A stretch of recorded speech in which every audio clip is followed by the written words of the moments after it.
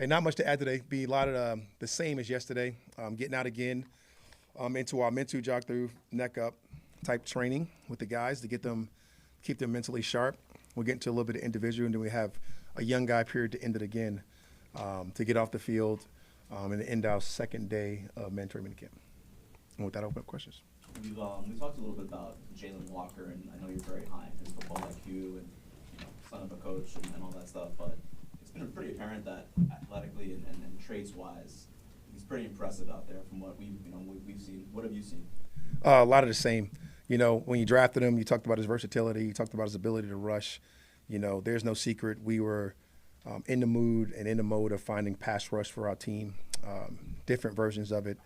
Just so happened we got a Georgia Bulldog to be able to come in here and help us do those things, and he's been in here showing us exactly what he's shown us in his college tape, the human, the character, the person, the player, the all-in mentality. He has like those captain-like traits, and like when you first meet him, you get that feel, you get that vibe from him, and he'll be one of those guys.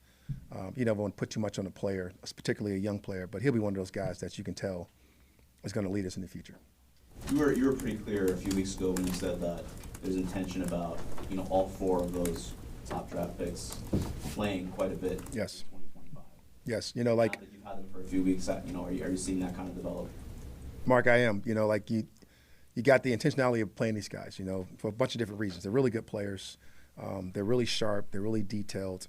We'll get into the whole categories of who's starting and who's doing these things. But I think the most important thing is how are they contributing, what their role is going to be, and having real clear-cut role definition for those guys and letting them go out there and earn it, right? You never want to give anybody anything in our profession, and getting those guys in the grass and letting them just kind of stack these blocks as we go. Right now, we are not into the physical form, the fashion of what we do. So that's very hard to name people that starters when you talk about those things. But you can see the traits and what you want. Teach them how to practice, how you go about your business, in order for us to come back, 5 weeks from now, ready to throw a great training camp and give these guys the best opportunity to go out there and do those things. So, we'll have more answers then, but it's definitely looking and trending in the right direction.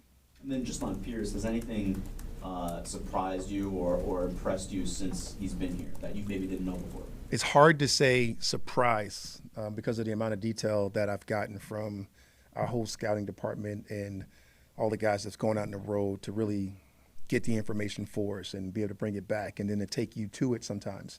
And he was one of the guys that we dug into a bunch and really, developed that relationship and fell in love with the guy and who he is, the honesty, the truth teller that he is. And so being around him, it's been a lot of what I thought and what I've expected. So been really surprised at his willingness to really collaborate with the people that we hooked him up, whether it's been strength coach, whether it's been nutrition, really his buy-in, really smart, sharp, articulate guy, asked a lot of questions.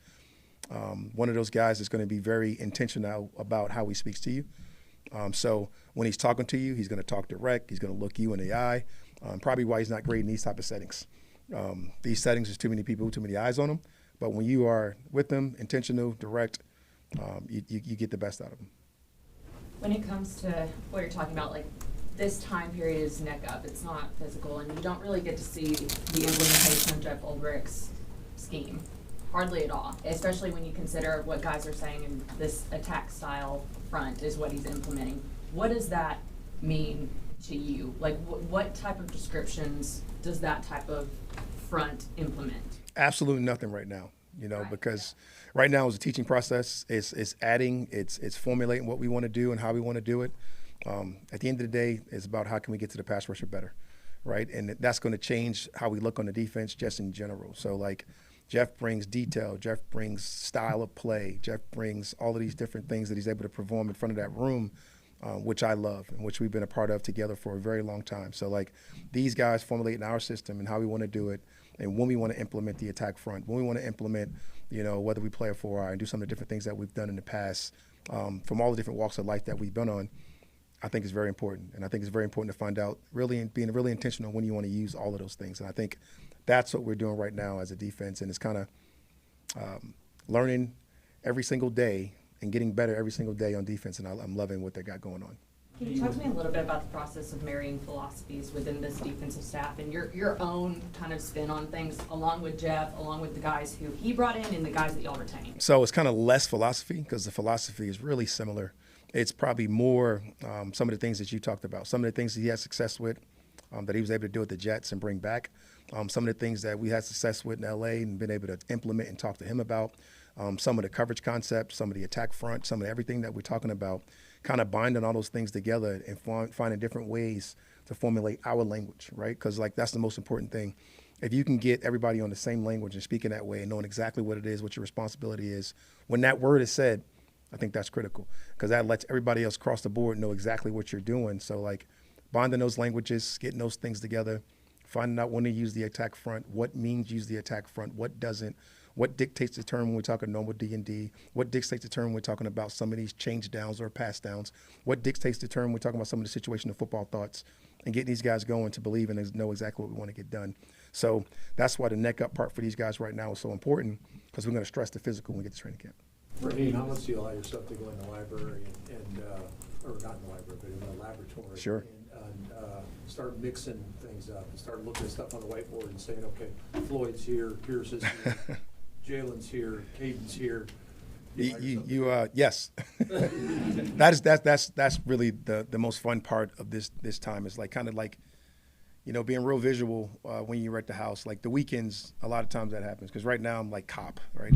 Slow down, back off, speed up in Indy, you know. So I'm a police officer most of the week, and then when you get a chance to go home and you get a chance to watch it on tape, those are the things that happen. You know, the vision of people being in different spots. Some of that versatility that we talked about, the roles that people can play and how you can implement those things, and then going to pull from different packages and to be able to add. And it's ongoing, you know, particularly when you're in the room with those guys, either after practice, before practice, whatever the case may be, when we're just talking about how we want to attack the day and a few things that we got planned for today or whatever that day is. So all of those things happen a lot. For myself, they happen at home, primarily right now during the weekends. They'll happen a lot over the next 5 weeks when you get a chance to go sit by yourself and take some of that stuff home and study and look at it and really be detailed and look at it again, and not just as to looking at what Pierce is doing or Jalen Walker or whoever you're looking at individually. You kind of look at it from a holistic view on what all of these things can look like when you put them together. Along those lines, Divine Diablo is a guy who I know you guys like coming out. How have you seen him kind of integrating himself into this defensive unit, and what can he provide? His athleticism stands out. It's been unique. His length stands out, which has been unique. And really, you know, him keying and diagnosing behind the ball, probably a lot better than we thought. And I'm really fired up to see that. And really, again, man, once you get into training camp, you get a chance to see some of the physical tools that you loved on tape come to life. And he's done such a nice job of putting his role and putting his stamp on it. Him and Caden has developed a really nice, calm, demeanor linebacker relationship, which is very important. You know, those guys being your quarterback of the defense. Those guys both have shown like they're capable of either one of them being a green dot, which you don't know about a person until you're around them because of their style of play. You know, some guys don't like the green dot because they like to just go ham, talk a little trash across the ball, right? Some guys like to lead in that cerebral world, and these two guys are both in that cerebral type of world that they play the game, again, from the neck up. But I've been really pleased with what he's done, Divine. I've been really pleased with the character, really pleased in how he's fit into our football team.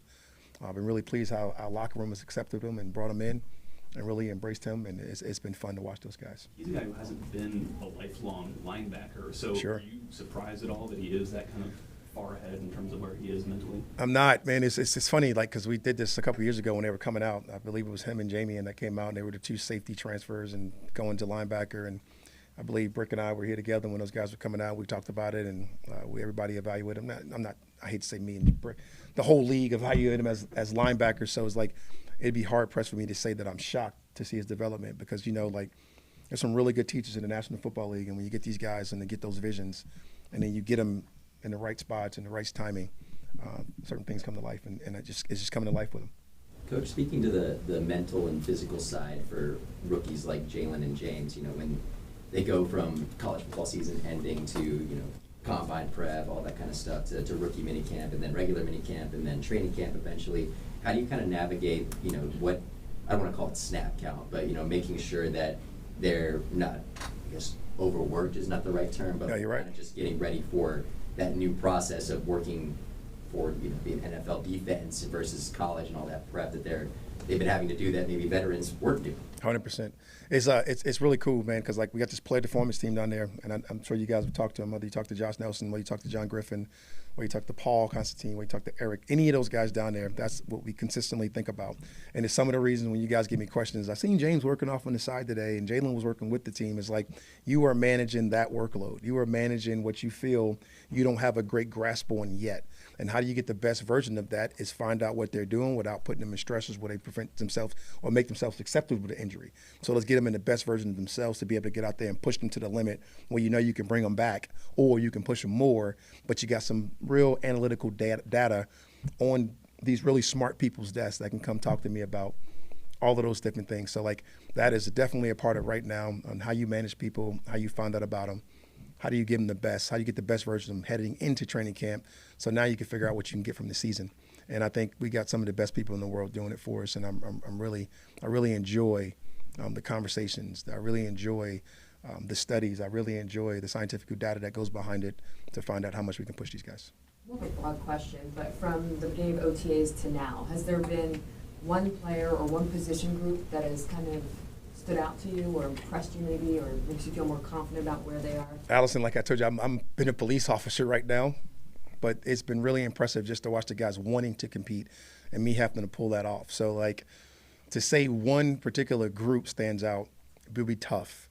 But my O-line is just a group that's just so bonded and so connected and so well versed. What are you talking about? The age and the wisdom from Jake Matthews to the inspired brunt toughness of a Bergeron, you got it all in that room. And it's really fun to watch those guys be led by Led, Nick Jones, Flats, happy birthday. All of those guys going out there and like really leading that group in their different ways. And like we got a bunch of people up there that love football, that can't wait to go out and get to training camp so we can be physical. And we got a bunch of people up there that are training our guys how to practice at the right appropriate times and what to do and how to do it. They're so tightly connected. I mean, we see them out there doing yoga and stretching and exercises. That group is really connected and is a fun group to watch. When you break for training camp, kind of what's your message to the guys before they get especially? Kind of been having some one-offs with a bunch of guys, you know, talking about this 5-week status and what their plans are. Got a bunch of people in the building that's been able to help me with that to make sure we can touch everybody to find out what they're doing, what they're going to plan on doing. And then if there's some people that need some guidance, we can give them some help on what it looks like, whether it be advice to a Michael Penix on what to do and what people have done in the past, being able to sort those guys out to help them to get that kind of information that you don't always get as a coach, right? As a coach, is a different break than it is for a player and how they prepare when they come back. So, like, who's better to tell a guy like Michael Penix what he did throughout his career than a Matt Ryan? Who's better to tell some of these guys what they've done to be able to show them examples of what, like, a Grady Jarrett did when you're talking about a young defender, when you're talking about a Brandon Rook, I put them together, a Rook or a Dorlish, right? But, like, all of those things are very important when you're talking about, you know, historical evidence of how people did it. And then you got some players on our roster or some coaches on our roster that played like a Lance Schulters, like a Jeff Ulbrich. What was their routine? What was their rhythm? What does Jake Matthew do? Because whatever he's doing, I want to do. Just all those type of things. And that's kind of the most important thing, trying to match these guys up so they can have some type of rhythm and relief, knowing this is not a break for them. This is a get-ready moment. This is a get-ready period. You have to take a small break. You got to enjoy family. But there's a certain part of it that you got to be ready to go when we get back. We were talking to Mike yesterday. I got you. And, sorry. We were talking to Mike yesterday about, and it came up about Bijan, and he said if Bijan touched the ball every play, and the defense knew that Bijan was going to touch the ball every play, there would still be something big that came of it because of the special player that Bijan is. And I know you've talked ad nauseum about Bijan, the player, but when it comes to his ability to make people miss, why is that, or how could that be considered an art form in what he does in his game?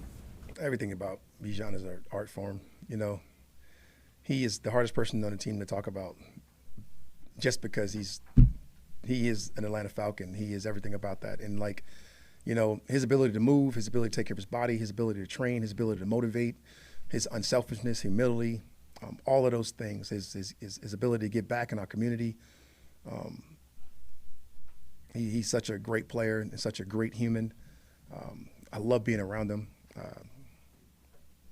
And it's not just him. We got so many people like that, but he like feeds that room, and it goes to Tyler, and Tyler embraces that. And that's another room you can talk about. That's why it's so hard to pick a room, because that running back room with the youth in there and those two guys that are kind of veterans, it's just a beautiful place to be. And it is an art form because of how they move and how they're taught. And it has to be a credit to their coach, Mike Petrie, as well. Have you ever sat back and gone back and watched Bijan? Is there a moment off the top of your head that you remember Every saying, day. wow? Every day. He made a cut in the jog through yesterday, and we almost lost our mind. And it was like, all right, let's go home, you know. And he's a special guy, and he has these real lofty goals, and then you kind of can laugh at him, but like last year he was not comparing himself, but talking about some of the workload that McCaffrey had, and then he went out and did it. And now this year he's talking about some of the mimicking of a Saquon Barkley, and I'm not telling him he can't do it, you know, and I know you guys won't, but he's one of those kind of guys. Like, he's not afraid to put his goals out there, put his thoughts out there, put his beliefs out there in the team and himself, and not afraid to go out there and support it. And that's what's important to us. Caden Ellis said earlier this offseason that Jeff Ulbrich coaches like he's a linebacker. Yes. Do you see that? He played linebacker, so that's very easy. But I think he's talking about the intentionality of the position, right? Caden, I just talked about with these guys, but like he has such intentional behaviors in everything he does. Caden is a freak, right? Whether he's rushing the passer, whether he's playing behind the ball, like he has that Kobe Bryant mentality to get better at something every single day. And he truly means it, and you can feel it in how he prepares and how he practices, how he eats, how he does everything. Like, he's that kind of guy. So, like, when Jeff or Brick, you can't call him Jeff, don't you make a mistake and do that. Brick, when he coaches, he has a real intentionality on what he's coaching that day and what he wants to do and what he wants to get accomplished. And he's not afraid to say it. And he speaks with a high level of clarity to the guys. So I would have to think that's what he's referring to. Because that's what that kind of room is like. You know, it's like almost being in the quarterback room. Like, it's a really intentional day for quarterbacks every day. For wideout, shit, I might just go catch the rock. But it's really intentional for those guys every single day. Raheem, do you feel like with Brady no longer here, it's kind of Jesse Bates' defense in a way? Hard to say that, just because we have shared leadership. You know, we just talked about Caden. We just talked about we haven't talked about AJ today. Jesse, we've talked about ad nauseum. But these guys got some shared leadership. You know, I would like to say it's hard to say it's anybody's defense, just like it's hard to say it's anybody's offense. Obviously, the quarterback usually gets that credit, but you're in trouble. Definitely getting fined. Who was that? But for sure, those guys have a leadership group, so to speak, and he would be 100% a part of it, if not the leader of it. You spoke talked about last week about how much it benefited Penix to have his locker next to Jesse. Yes. I was wondering if in your career you've seen other examples of that in other places where this guy was next to this guy and it really helped him, or maybe there was an intentional putting this guy next to this guy because of that. I mean, it happens a lot. You know, some of it's public, some of it's not.